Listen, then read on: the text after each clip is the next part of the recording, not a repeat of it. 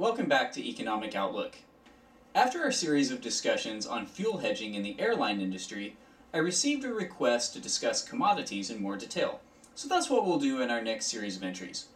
First, we'll look at how commodities markets have developed over time. Next, we'll look at the recent capital inflows into commodities and see how this has affected prices. Finally, we'll examine speculation, specifically with the oil industry, and try to determine whether or not it's had a tangible effect on oil prices. To understand how modern commodities markets function, we need to see how they've developed through time. Ever since people began engaging in commerce with one another, they've needed a way to standardize contracts for the delivery of goods at a future date. We saw the first examples of this in the 3rd century BC in ancient Sumeria. Sumerian farmers traded sheep and goats with various dealers. Eventually, these farmers began to pledge a certain quantity of goats or sheep to dealers at a later date. To represent this quantity, the farmers would use small clay tokens that were baked in the shape of the animal they were going to deliver. These tokens were a form of commodity money. When the farmer would deliver his livestock to the dealer would break open the jar and count the tokens inside to make sure that it matched with what the farmer brought for delivery. This way he could make sure the farmer lived up to his end of the contract. These early forms of commodity money weren't backed by large state banks. Instead, local banks and moneylenders would vouch for the reputation of the farmer entering into the contract. However, over time, these contracts grew more numerous, and eventually, classical civilizations were able to expand into global trade using gold and silver to acquire a variety of items.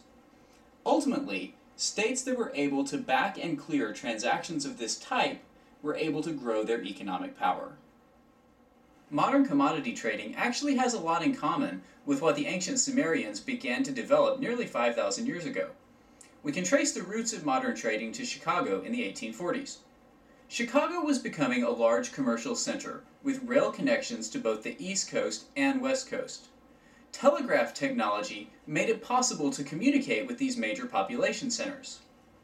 When the McCormick Reaper was invented, the Midwest saw an explosion in wheat production, and Chicago was a logical destination for farmers to come to sell their wheat for distribution across the United States. As more farmers came to Chicago, several problems emerged. First, the city lacked adequate warehouses to handle all the grain farmers brought with them. Second, when farmers did bring grain, there were no standards for weighing and measuring the types of grain farmers brought. That means that prices varied wildly between different dealers, and farmers had to shop around to find the best price to sell. Chicago tried to rectify this by setting up the Chicago Board of Trade in 1848. This was a centralized location for farmers and dealers to meet and negotiate prices for grain. This allowed farmers to bring grain and sell it to dealers in a central place at a certain spot price. The spot market allowed for the creation of the modern futures contract. Eventually, farmers and dealers began to commit to exchanges of grain at later dates at prices agreed upon today. This allowed farmers to know how much they'd be paid for their crops and let dealers set their prices in advance.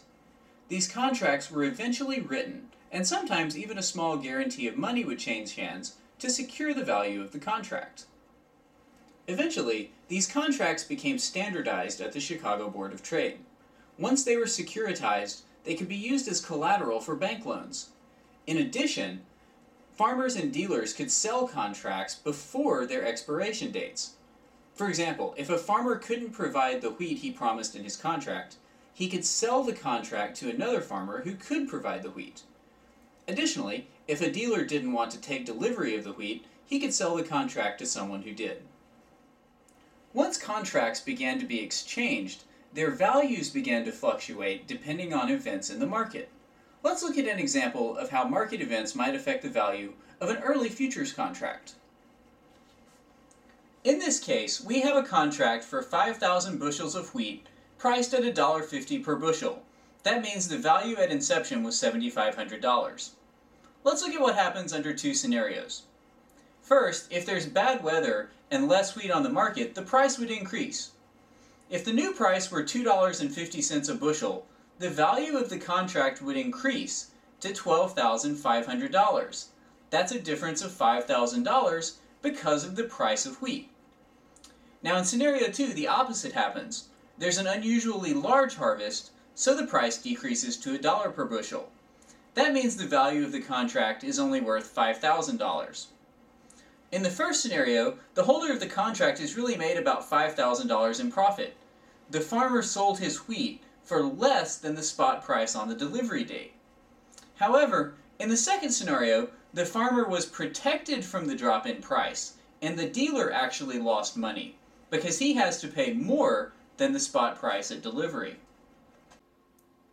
As you can see from this example, the purpose of futures contracts was to protect both farmers and dealers from fluctuations in price. Eventually, people who had no intention of taking possession of wheat began to buy and sell futures contracts in hopes of making a profit off of these swings in value. These were the first speculators in the commodities market.